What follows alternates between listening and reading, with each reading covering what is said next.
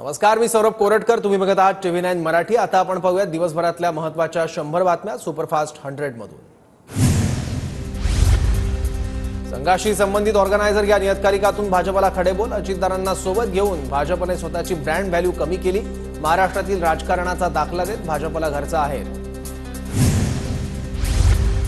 संघाला दहशतवादी संघटना म्हणून हिणवलेल्या काँग्रेसजनांना भाजपने नेते बनवलं. महाराष्ट्र अनावश्यक राजकारण आणि हेराफेरीचं उत्कृष्ट उदाहरण. आरएसएसचे आजीव सदस्य रतन शारदांचा ऑर्गनायझरमध्ये लेख.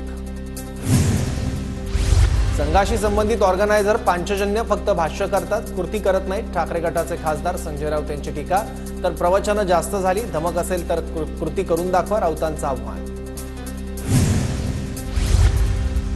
आरएसएसचे सरसंघचालक मोहन भागवत वर्षभरानंतर मणिपूरवर बोलले. मोदी शहा आता तरी मणिपूरमध्ये जाणार आहेत का? उद्धव ठाकरेंचा सवाल. भाजपच्या फोडाफोडीच्या राजकारणाला लोक कंटाळले आहेत. भाजपकडून पराभवाचं खापर अजितदारांवर फोडण्याचं काम सुरू. आमदार सतेज पाटलांचा भाजपवर निशाणा.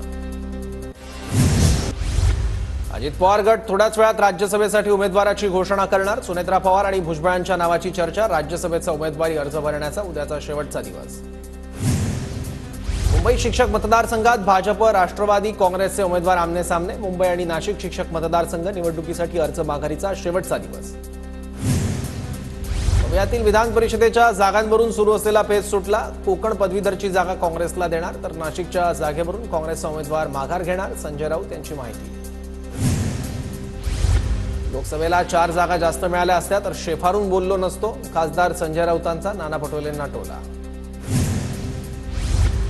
कोण शेफारलं यावर योग्य वेळी उत्तर देणार. जागा वाटप व्यवस्थित झालं असतं तर आणखी जागा निवडून आल्या असत्या. नाना पटोलेंचं संजय राऊतांना प्रत्युत्तर.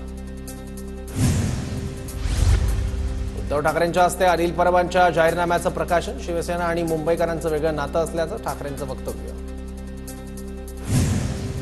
ठाण्याचे खासदार नरेश म्हस्के यांनी भाजप आमदार गणेश नाईक यांची भेट घेतली. गणेश नाईक यांच्या नवी मुंबईतील क्रिस्टल हाऊस कार्यालयात सदिच्छा भेट. शिवसेनेचे खासदार रवींद्र बायकर यांचा निवडणुकीतील विजय मॅनेज. हिंदू समाज पक्षाचे उमेदवार भरत शहा यांची पोलिसात तक्रार. मतमोजणी केंद्रावर बंदी असतानाही मोबाईल वापरल्याचा आरोप. सुप्रीम कोर्टाने ठरवून दिलेल्या निकषात बसणारच. मराठा आरक्षणासंदर्भात नोटिफिकेशन काढलंय. मनोज जरांगेंनी उपोषण स्थगित करावं. देवेंद्र फडणवीसांचं आवाहन. मराठा आणि कुणबी एकच. सरकारने चर्चेसाठी यावं. आमची दारं खुली आहेत. मराठा आरक्षणासाठी मनोज जरांगेंची ठाम भूमिका. आमदार राजेंद्र राऊत यांनी सरकारचा निरोप दिला. सरकारकडून आरक्षणाचा विषय लवकर मार्गी लावण्याचं आश्वासन राजेंद्र राऊतांनी सांगितल्यामुळे सलाईन लावली. जरांगेंची माहिती. सोलापूरच्या बार्शी तालुक्यातील मंगशी विद्यालयाला मनोज जरांगेंचं नाव देण्याचा ठराव. जय जगदंब शिक्षण संस्थेकडून नाव देण्याच्या अनुमतीसाठी मनोज जरांगेंना पत्र. पुरंदर तालुक्यातील शेतकऱ्यांच्या जमिनी नेत्यांनी ताब्यात घेतल्या. विजय शिवतारे, अशोक टेकवडे यांचं नाव घेत शेतकऱ्यांचा आरोप. शेतकऱ्यांनी शरद पवारांसमोर कैफियत मांडली.